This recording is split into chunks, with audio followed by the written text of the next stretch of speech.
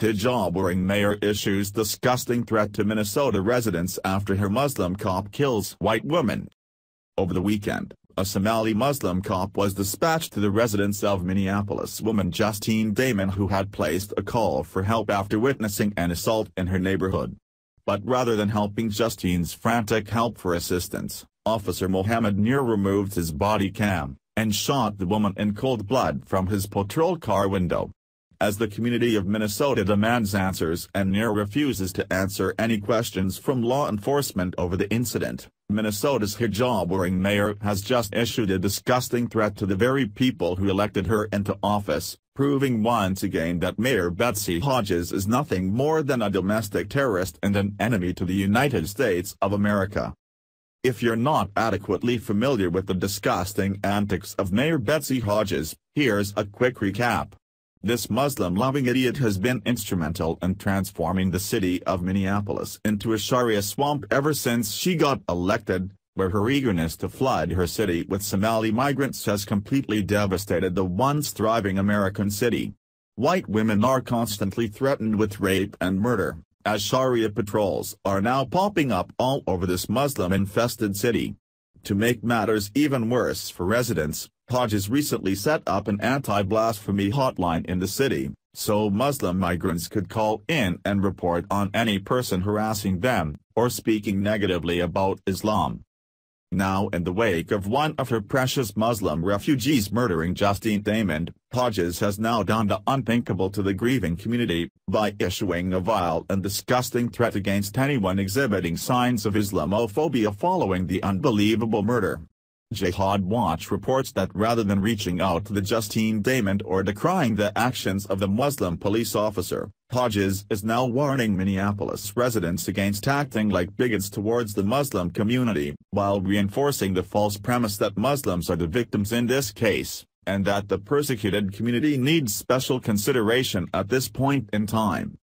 Here's the disgusting message she blasted out to all her precious refugees, where she encouraged them all to dial her anti-blasphemy hotline if they witnessed any Islamophobia occurring in the city. To the Somali community, I want you to know that you are a valued and appreciated part of Minneapolis. I stand with you and support you. The strength and beauty of the Somali and East African communities are a vital part of what makes Minneapolis so strong and beautiful. I am grateful to be your neighbor.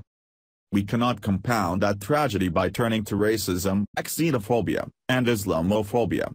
It is unjust and ridiculous to assert that an entire community be held responsible for the actions of one person. That will not be tolerated in Minneapolis. If you are experiencing discrimination, you can file a complaint at www.minneapolism.gov web link. This is absolutely disgusting that the first priority on Mayor Hodges' agenda is making sure her precious Muslims don't feel discriminated against, while making it out like they are the freaking victims in this case.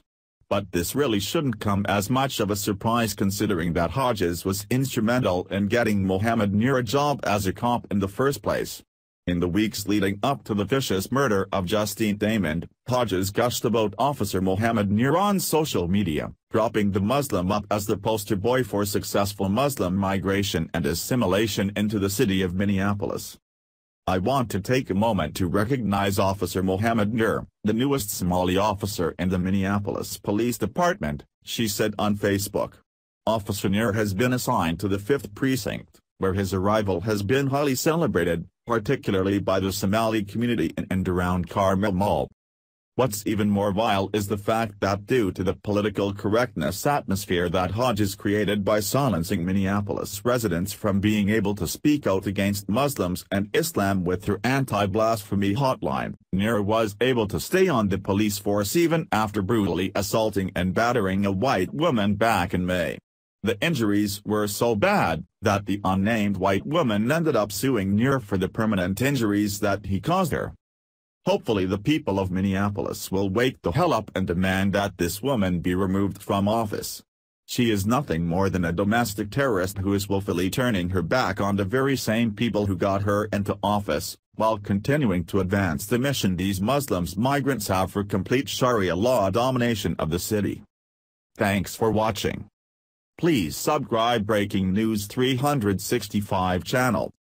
Goodbye and see you again.